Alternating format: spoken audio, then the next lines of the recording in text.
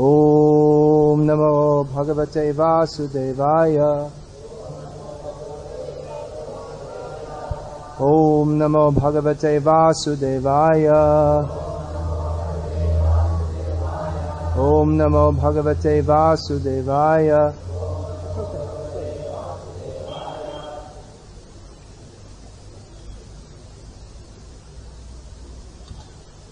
Bhagavad Gita as it is. Chapter 12, Text 9, translation and commentary by His Divine Grace Srila A.C. Bhaktivedanta Swami Prabhupada, founder Acharya of ISKCON. Atat chitam samadhatung nashaknoshi maistiram abhyasa yogena tato mamichhaptum dhananjaya. My dear Arjuna, O winner of wealth, if you cannot fix your mind upon me without deviation, then follow the regulated principles of Bhakti Yoga. In this way, develop a desire to attain me. Purport. In this verse, two different processes of Bhakti Yoga are indicated. The first applies to one who has actually developed an attachment for Krishna, the Supreme Personality of Godhead, by transcendental love. And the other is for one who has not developed an attachment for the Supreme Person by transcendental love. For this second class, there are different prescribed rules and regulations one can follow to be ultimately elevated to the stage of attachment to Krishna. Bhakti Yoga is the purification of the senses. At the present moment in material existence, the senses are always impure, being engaged in sense gratification. But by the practice of Bhakti Yoga, these senses can become purified, and in the purified state, they come directly in contact with the Supreme Lord. In this material existence, I may be engaged in some service to some master, but I don't really lovingly serve my master. I simply serve to get some money. And the master also is not in love. He takes service from me and pays me. So there is no question of love. But for spiritual life, one must be elevated to the pure stage of love. That stage of love can be achieved by practice of devotional service performed with the present senses. This love of God is now in a dormant state in everyone's heart. And there, love of God is manifested in different ways, but it is contaminated by material association. Now the heart has to be purified of the material association, and that dormant, natural love for Krishna has to be revived. That is the whole process. To practice the regulative principles of Bhakti Yoga, one should, under the guidance of an expert spiritual master, follow certain principles. One should rise early in the morning, take bath, enter the temple and offer prayers and chant Hare Krishna. Then collect flowers to offer to the deity, cook foodstuffs to offer to the deity, take prasadam and so on. There are various rules and regulations which one should follow. And one should constantly hear Bhagavad Gita and Srimad Bhagavatam from pure devotees. This practice can help anyone rise to this level of love of God, and then he is sure of his progress into the spiritual kingdom of God.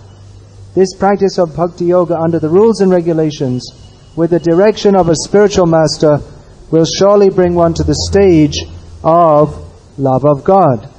Atachitam samadhatung nashaknoshi maistiram abhyasa yogena tato mamichhaptam dhananjaya.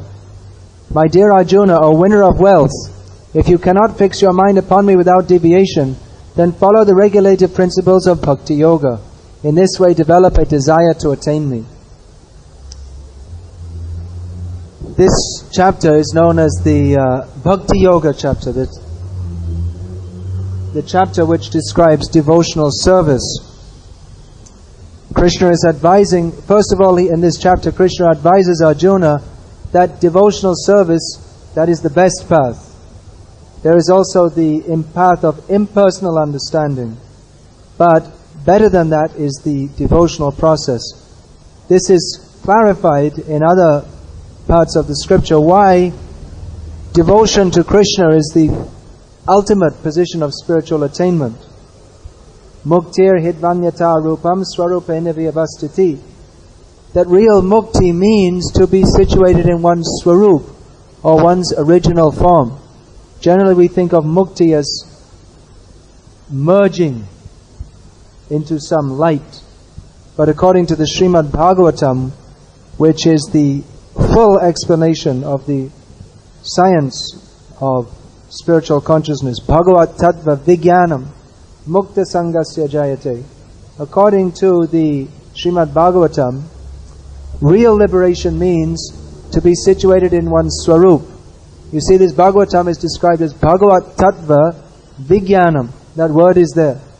Generally, we translate the word Vigyan as science. In the modern age, Vigyan is translated as science. But that derivation means Vishesh Jnanam, or specialized knowledge. There is general knowledge, but special knowledge, or the ultimate point of all knowledge, is Bhagavat Tattva Vijnanam. It means that in the Srimad Bhagavatam, as in the Bhagavad Gita concisely, and in the Bhagavatam elaborately, the whole subject, Bhagavat Tattva, the science of God, is examined elaborately. And the result of knowing that is Mukta Sangasya Jayate. One becomes liberated from material contamination. So what is that liberation? That again is described in the Bhagavatam. Swarupena Vyavastiti, to be situated in one's proper position, or to attain one's Swarup, one's actual form. Generally we think of liberation as this merging, or you lose your material form and you just merge into some light. But according to the Bhagavatam, real mukti means to get your Swarup, your own actual form. This form that we have now, this body, is temporary. It will not remain. Therefore I cannot say this is my Swarup. After this body I may get another body and another body and another body. So what is my actual form? That is Swarup. This very word Swarup means that our original existence is with Rup, not Arupam, not Niraka, as some people say, but with Rup, with form. So real mukti means going back home, back to Godhead. That is described also in Srimad Bhagavatam, that this merging into the light, that is not actual liberation. That is only partial liberation. This idea of merging into the Brahma Jyoti, Brahmalin. You've all heard this expression, Brahmalin. Sometimes we see some sadhu is advertised as being Brahmalin. He's merged. Actually that means merged in spiritual consciousness, but that's generally understood to mean that you've become Jivan Mukta, the idea of the Mayavadis, the Advaitavadis, that you become absorbed in some impersonal light. But the Bhagavatam says that even if you do get that kind of liberation, you don't remain in that position, you fall down. Yenye ravindaksha vimukta maninas tvayasta bhavad avishuddha buddhaya aruhya krichrena parang padang tata padantiyato nadrita yushmadangraya. Lord Brahma prays to Krishna that those who think that they are liberated by performing austerities, they may be liberated, but they're not fully liberated. They have, by performing austerities, your consciousness may become purified so that you escape from the samsara chakra, you escape from birth and death. But you only go to what is called the Brahma Jyoti, which is the light emanating from the body of Krishna in the spiritual world. So to become liberated like that, you have to become purified by performing austerities. That is called, purified means Shuddha. But the Bhagavatam states, Avishuddha Buddhi. Their consciousness is not fully Shuddha. It is Shuddha, but it is Avishuddha. It means it's not fully purified. Why? Because Anadrita Yushmadangraya, they neglect to worship Krishna. Someone who neglects to worship Krishna, even though he may be very pious, he may be very austere, he may have so many qualifications, but his consciousness is not fully purified. So fully purified consciousness is being described here in Bhagavad Gita by Krishna, that fully purified consciousness means to take to devotional service. Here Krishna is describing, you should take to my devotional service. Now why is that? Because that is for the ultimate benefit of us. That Krishna states, now I'm speaking for your benefit. Shrinume paramam vacha yatteham priyamanaya vakshyami hitakamyaya. Krishna says at the end of Gita, sarvagu yatamam bhuya. Now I will speak to you the most confidential knowledge, my topmost instruction for your benefit. So what is that benefit? Manmana bhava madbhakto. Think of me, become my devotee. So it's very clear actually, all our acharyas have explained. All the acharyas, Ramanujacharya, Madhvacharya, whatever ideas, of course Chaitanya Mahaprabhu, Jiva Goswami and Prabhupada is presenting this, distributing this all over the world, that this idea that mukti means you become liberated into some light, that may have some application, but that is not actually in our real self-interest. Our real self-interest is to develop our love for Krishna. That is what is wanted. Now generally the Mayavadis, they say that this bhakti, it's just a stepping stone on the path to Gyan. Have you heard this? Have you heard this idea? That bhakti, this I was discussing with some Mayavadi from Kerala, tough nuts, in Badrik Ashram. All the priests there are from Kerala, somehow or other. From Kerala, they're up in Badrik Ashram. So they're all... So he was saying that actually this bhakti is good for the ordinary people. But then when you become more intelligent, then you give up bhakti and you take to jnana. So this is their explanation, that as long as you're unintelligent, you do bhakti, and then finally you realize that who you are worshipping, you are the same person.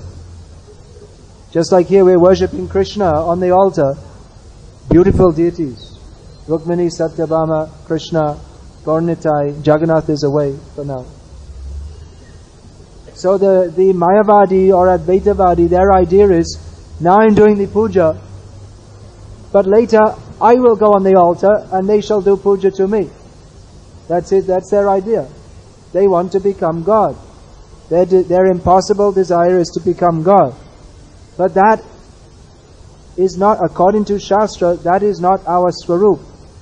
Krishna says here in Gita, Mamai Vangsho Jiva Loke, Jiva Bhuta Sanatana, that all living beings are my Angsh Sanatana, they're eternally my Angsha. It's not that when we become liberated, that Krishna becomes our Angsha. Or it's not that when we become liberated, we become equal with Krishna. Krishna is eternally supreme and we are eternally His servant. Our position is to serve Him. When we hear this, we may not like it. Just, we're reading in the purport, Prabhupada says that the Master, here in this material world, we have this experience that the Master doesn't treat the servant very nicely. It's only for money. And especially in the modern age, they make you work like anything, isn't it? Who's working in some job? Especially all these modern companies, progressive companies. They call it the rat race. They treat you like a rat. You have to run and you have to politic your way in the organization, and intense competition. They'll give you a job 9 to 5, but then every day they'll keep you up till 9 o'clock at night, is it? With no extra pay and no complaining. This is modern life. Work, work, work. Become a success. If you get more, see, I met someone, they're earning 10,000 rupees a month. They think, I've got a very good job. But he's working up to 11 o'clock every night. So he has 10,000 rupees a month. What's he going to do with 10,000 rupees? That only pays his rent practically anyway. So he's thinking, I have a good job, but he's working. I mean, even the ass would complain. He says he's working like an ass, but even an ass wouldn't work up to 11 o'clock at night, every night. So it's only for an exchange of money. There's no love. So when we hear that we should become the servant of Krishna, we think, no, I don't want to be the servant. But this is what the Advaitavadis don't understand, or they don't want to understand. This is an exchange of transcendental love. Actually, if one wants to become merged with God, actually the devotee of Krishna, in one sense, he becomes more than God. Because Krishna says, Mad Bhakta Puja Badika, my devotee says, Krishna says, my devotee should be worshipped more than me. And we practically see that who are the most intimate devotees of Krishna when we hear Krishna Leela?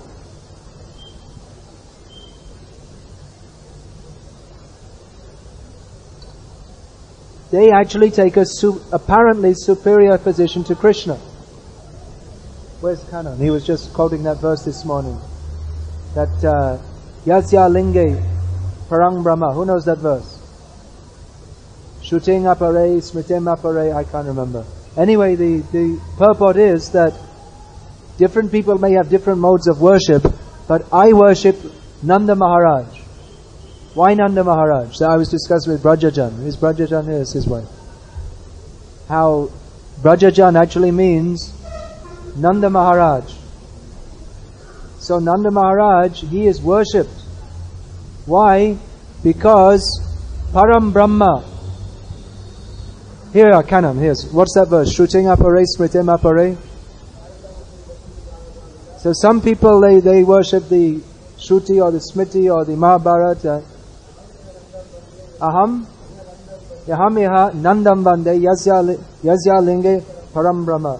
As far as I'm concerned, I worship Nanda Maharaj because in his courtyard, the Supreme Absolute Truth is playing like a child. See, the little child is rolling around in the dirt, and the scriptures there in Krishna book. He's holding the tail of the calf, and the calf is running, and Krishna is being pulled through the dirt. Now when people hear this, they think, how can... And you're describing Param Brahma. This is the Supreme Absolute Truth. People, they can't... It's very difficult to understand. Param Brahma, Param Dhamma, Pavitram, Paramam Bhavan, Purusham Shashvatam Divyam, Adi Devam Ajam Vibhum. Arjuna is addressing Krishna. You are the Supreme Absolute Truth. The Supreme Abode. Param Brahma. You are the Supreme Pure Person. Pavitram, Paramam, Bhavan, Purusham, Shashvatam, Divyam. You are the origin of all the demigods. You are unborn. You are unlimitedly great. And all the rishis, munis, Asita, Devala, Vyas, Narad, they're all worshipping Krishna. And here is everyone is praying to Krishna. And here is Krishna holding on to the tail of a calf in Nanda Maharaj's courtyard. Now who can understand? Nanda Maharaj is more than Krishna. That painting, who has seen that painting? That Nanda Maharaj is telling Krishna, just bring my shoes. And baby Krishna is putting on his head. Now, can you imagine doing so? If you have the deity and we don't even want to say, you put your shoes on his head, who can imagine such a thing? It's this kind of thing, here in Tamil Nadu they do that, right?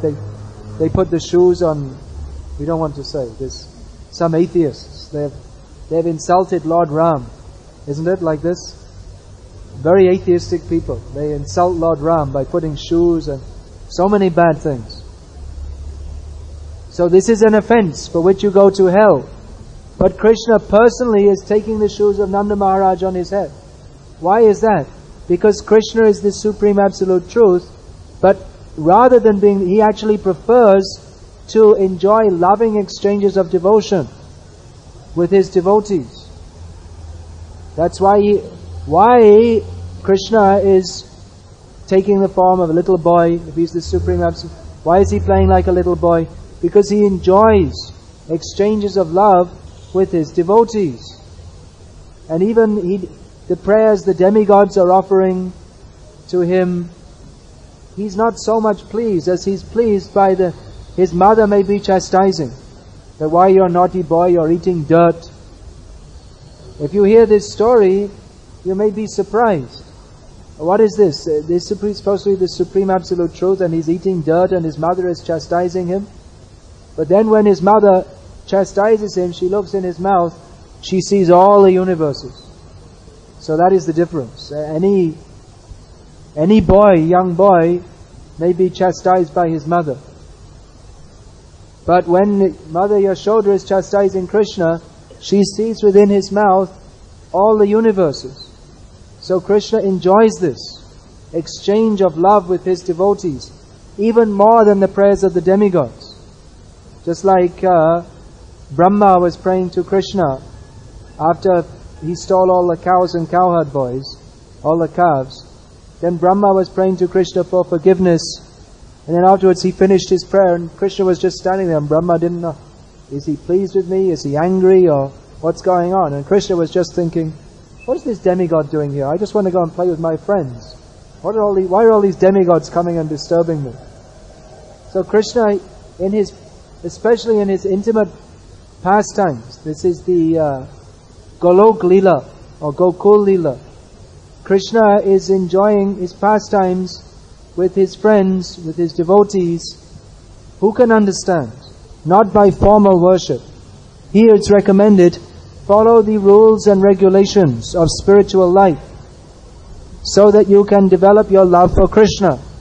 So what are these rules and regulations? Offering arati, offering prasadam, taking prasadam, hearing Srimad Bhagavatam, hearing Bhagavad Gita from devotees. Why? Why should we do this? Because that will awaken our love for Krishna.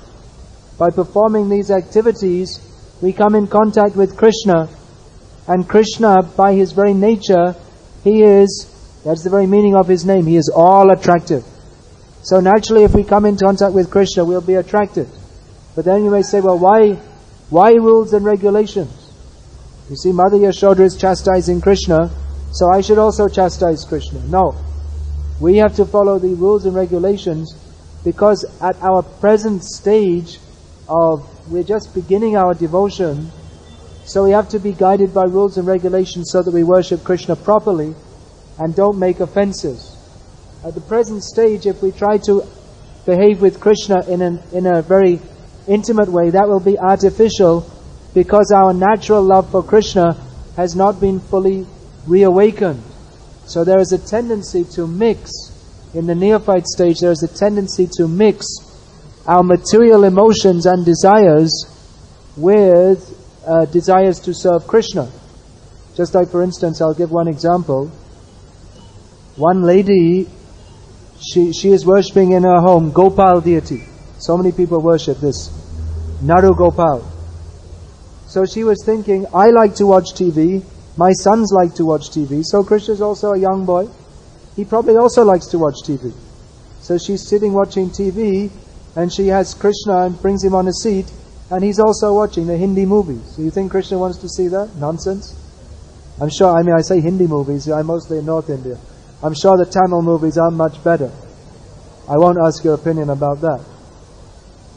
So this is a misunderstanding based on, because someone is bringing their material consciousness into devotional service.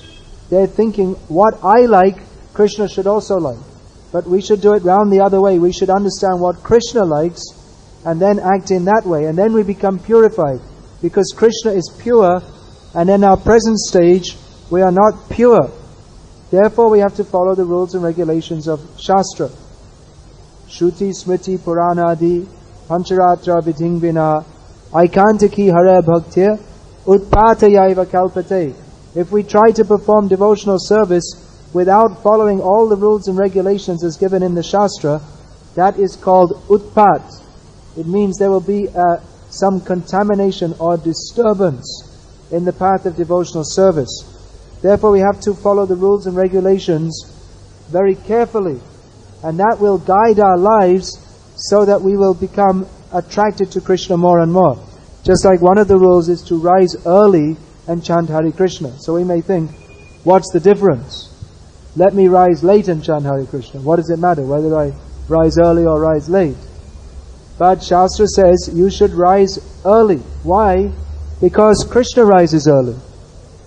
While we're performing deity worship, the deity worship is following the pastimes of Krishna.